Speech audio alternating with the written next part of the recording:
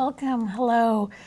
Thanks for tuning into Town Meeting TV's coverage of town meeting elections. My name is Megan O'Rourke. I'm the host of your program. This program is a part of a series of programs in advance of Town Meeting Day on Tuesday, March 4th, 2025. These forums are made possible through generous underwriting partners. You can find all our forums at cctv.org/TMD 2025 or on the Town Meeting TV YouTube channel at youtube.com/townmeetingtv. There are also auto-generated captions available if you're watching this live. You can subscribe to stay tuned to other local democracy programs this election season. On tonight's program, we're going to hear from the Central District candidate. This is a unopposed seat. Milo Grant is the incumbent seeking re-election. And if you have a re-election, because I feel like I'm just getting warmed up. The learning curve to be a city councilor is a long one. And I am concerned about the fact when we look at what happened last year, where we had 5 seats turnover, we're going to have at least 2 seats turnover this year. That's a lot of new people that are entering and starting over. Even now, we're running into issues where newer counselors don't always have the correct information. We had a counselor who published something saying that a progressive had never hasn't brought forth a public safety resolution in 4 years. Well, that's actually not true. So that was very alarming because I was part of a bipartisan resolution that I initiated. So my work was being erased. So things like that I'm concerned about. And I think that Mayor Emma Mulvaney-Stanek needs support, needs strong support. She won a decisive election with a coalition of people from all different parties, all throughout the city, and she's not being given full support from the council, and that alarms me a lot. So this is going to be your second term. This will be my second term. Yes. And these terms are 3-year terms. No, they're only 2-year terms, That's right. Unfortunately. Yeah. These are the district seats. Mm-hmm. So as a councilor, you're going to be asked to vote on the city's budget. Yes. And maybe just give us a little bit of perspective on the budget process and what you bring to the city budget. You just talked about experience. You've been through the funds anymore, so I am trying to support the mayor as much as possible with regards to working on right-sizing government. She is reviewing all the departments top to bottom. That's been one of her top priorities, and I fully support her in that. And really taking a look at the budget, because we're already looking at another budget gap. Not as large as 14 million, but we have to be really following everything and really calling on our departments to take a look at what they're doing, how they're using funds, fully accounting for the funds that they're using.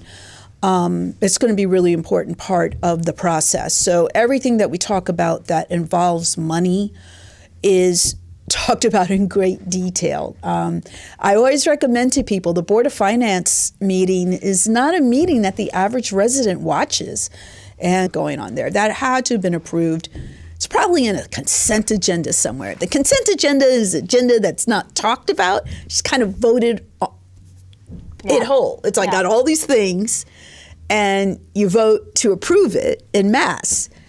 The average person doesn't read consent agendas. There's some interesting stuff in consent agendas. And occasionally you might hear a request to pull something out of a consent agenda and put it in the deliberative agenda where to be discussed. But I think that it's really important for Burlingtonians to really increase their civic engagement. It is really low. We are living in some very troubling times. Those times are reflected in our city. And we need to be more involved and instead of avoiding the news, we really need to be paying attention to what's going on. There's a lot of misinformation, disinformation, and that includes in our city government. Great.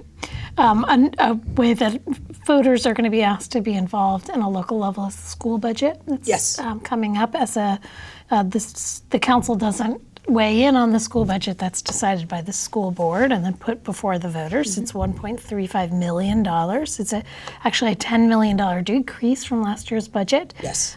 Do you support this budget, and why or why not? I absolutely support it. First of all, they continue in a similar fashion that the way the city is looking at its finances, our district has continued to really scrub every line item. And the fact that they were able to find a decrease this year is fantastic. I think part of it is also related to, if you haven't driven by and taken a look at the high school, the new high school it's looking like a new high school. I hadn't been that way in a while, and I was just really amazed to see how this building is coming together. We all know, or we all should know, that we've had a great deal of stress with the cost of our school budget as related to having to replace a sick school. So I always support the school budgets. I always encourage everyone to support the school budgets because the schools are important to our future. Great. You know, what are we without our schools? What are we without a high school? It's going to be really important. There's a series of bond items on the ballot. Yes. Charter changes. Yes. Can you give us a little rundown of those and what's your position on these items? Sure. Hopefully I'll remember all of them. I've brought them up here You to did. look at. There's a basic ordinance change about just saying that with regards to when we do redistricting in our city, why does anybody else in the state of Vermont have to approve that? You know, Rutland wouldn't want us approving their redistricting. So Take it out of Montpelier. Yeah, we don't need that. I think the most important things that are on there are the bonds. The water and lake bond is extremely important. Clean water is important. We don't want to F around and find out. Is this going to increase our water bills? Yes. But DPW and the water department, they've been doing a really great job to scale back as much as they can and push certain things back. But there are things that need to be done now. It is regretful, but mayors of all political parties kicked the can when it came to maintenance. We have a lot of deferred maintenance, and the proverbial chickens are coming home to roost. There are examples all over this country of failed water infrastructure. We do not want it to be us. Mm-hmm. We take for granted being able to flush our toilets, turn on water that we can bathe in, that we can cook with.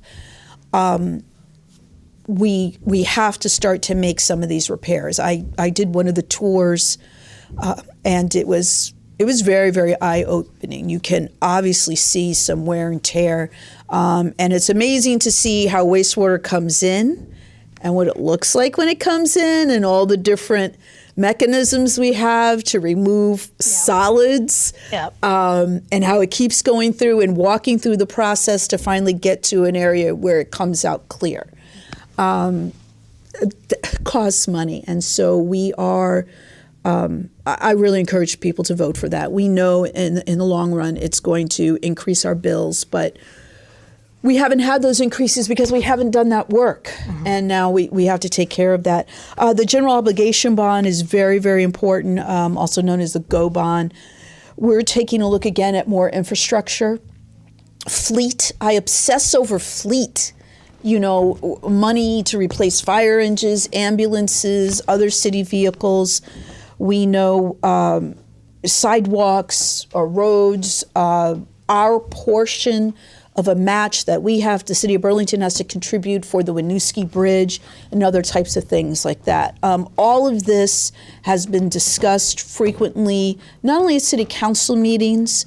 There have been presentations at the Neighborhood Planning Assembly, the MPAs. Yep. So if you haven't seen a presentation, and if you don't have time to watch a presentation, there are PowerPoints that you can go through to get the information that you need about these bonds.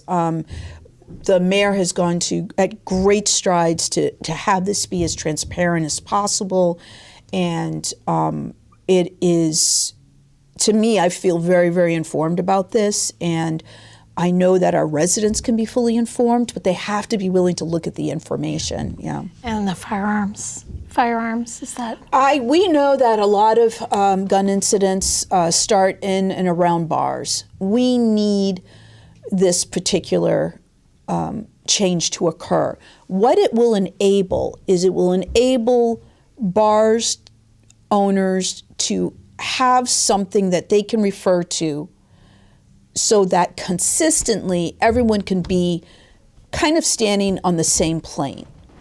You can't come in here with this, well, I can go someplace else with it. No, you can't come into a bar with a gun, period, anywhere in Burlington. And that'll need to go to the legislature That'll as well. need to go to the legislature as well. So we have to support that, and then it has to go down to the legislature. Even in, we are a state that has extremely loose gun laws, but we know that guns in bars is a problem. We know this. We have the data for it. So I want to ask you about the top priorities. We have a bunch of questions here, but Sure. What are your top priorities as city councilor? Sure, And tell us about the committees you sit on and what you hope to bring forth. Certainly. I sit on the RIB committee. I also sit on the licensing committee and liquor control board. RIB is racial equity inclusion. Yes, racial equity, inclusion, and belonging. There is some rebuilding going on on that team because of turnover again. I have a lot of faith in the new director, but she's going to need some time. But I think we can continue to have good things come out of that department. The city hasn't been committed, and the previous mayor wasn't committed. Say one thing, not follow up. It was very regretful. And issues of racism in our city are very difficult for people. They don't want to. I have conversations with people who themselves I would not consider to be racist, but they sometimes excuse racist behavior from other people because they don't want to believe that about them. Mm-hmm. And that's a problem. That's a problem. People are having a lot of issues with being honest about certain things. It really strikes me now because I miss Zariah, I miss Ali. I'm now the only Black city councilor in a city that is really diversifying very quickly. The Central District, the most racially diverse district in the city, in the state, next to areas in Winooski. And so representation is important, and listening to voices that are telling you, hey, this is a problem. What someone did here is a problem. We need you not to get defensive. We need you to address it. I'm on the chair of the Public Safety Committee meeting. I really encourage people to watch these meetings. I feel I've done a good job of making them educational, of introducing residents to the people that are part of our community safety response system.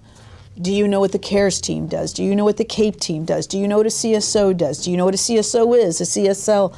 Reviewing all of that and reviewing the data for all the incidents that they touch. I also continue to be very, very concerned that we have not had a strategic recruitment plan and strategy for retention and recruitment. Of new I'm sorry, I'm saying things twice. No, a it's okay. strategic recruitment and retention plan is what I'm meaning to say. And this has been an issue for years. The 2018, the department hired 12 officers, but 18 left. And you started on the police commission, is that right? I started on the police commission, so I've been looking at this, and I was on the special committee to review policing policies before then. I've been looking at all these issues with the police department now for almost 6 years. Yeah. And people get very upset by some of the things that I say because they don't want to believe it. We now have the internal survey from the police union. It is very telling, and I encourage people to read it. You need to read it. You need to listen to the comments out of the officers' mouths. They're very, very telling. You know, are there comments about not feeling that there's community support? Yes. Are there comments about feeling there's not support from city councilors? Yes. There are comments, though, about not having support from internal leadership. There are comments that the chiefs can't pretend to work together. There are comments where officers are saying there's no retention plan. There are comments where an officer said, one of the comments was, it doesn't seem to be that recruiting is an emergency. Yeah. So this is all very telling, and it's been known. It's like we have the evidence. People don't want to believe certain things. We do not need to do any more research. We don't need any task force. We know what the problems are. We know what needs to be done.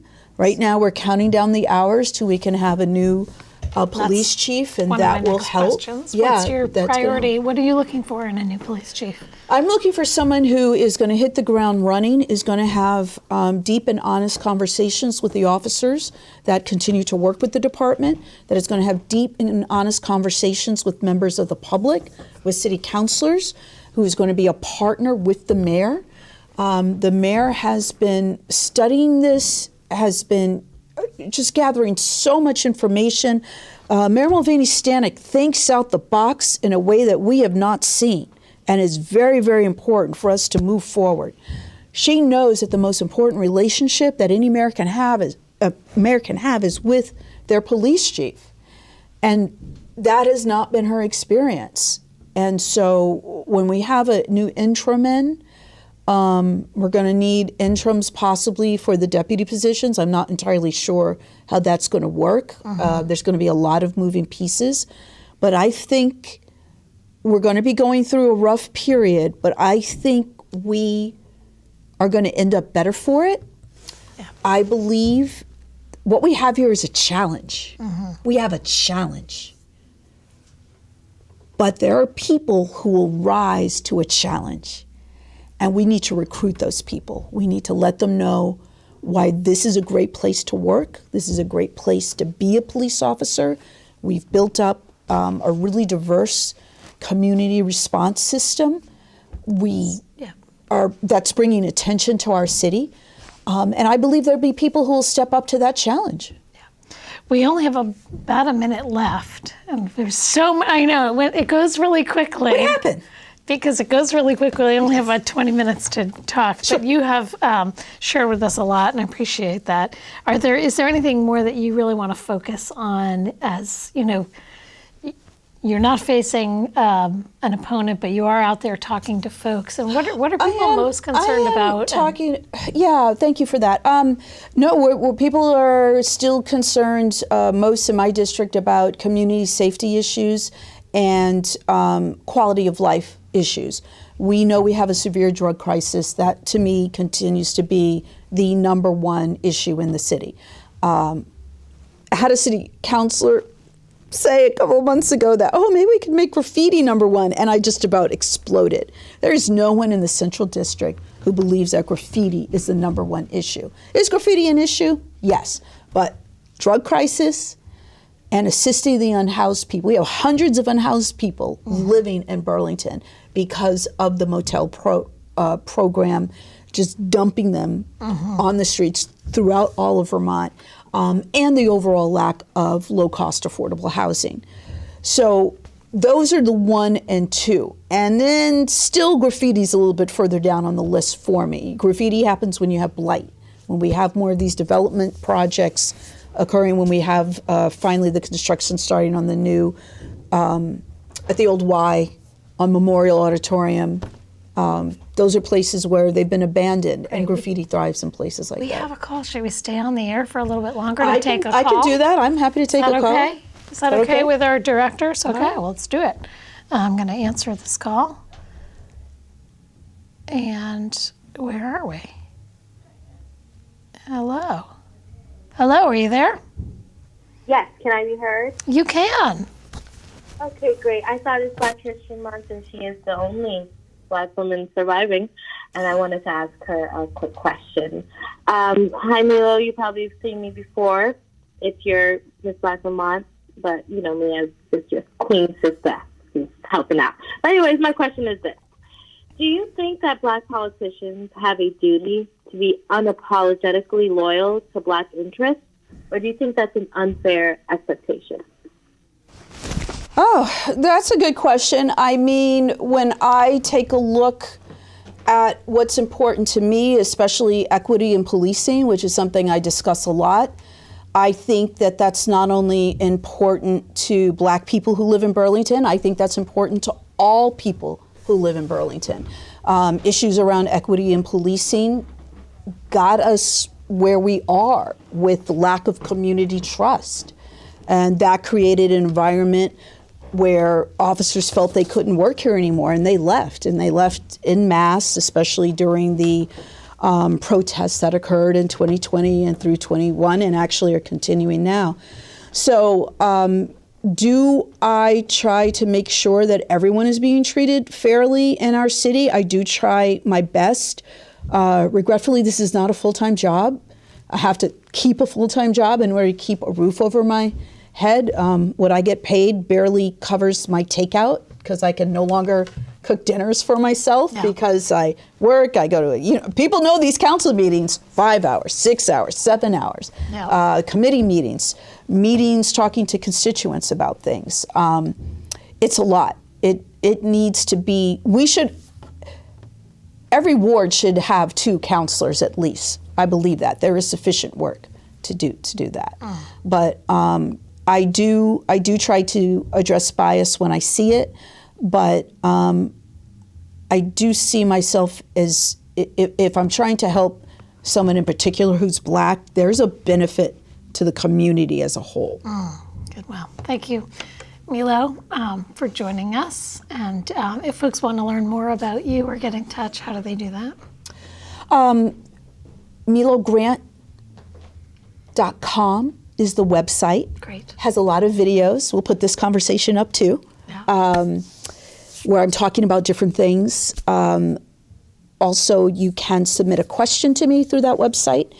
Constituent questions can be emailed to megrant@burlingtonvt.gov, or you can email me at milogrant@gmail if it has anything to do with campaigning. Okay, well, thanks for joining us, and hopefully we'll see you here on election night as you're likely to be elected, and we'll talk with you as we do our election results show on March 4th.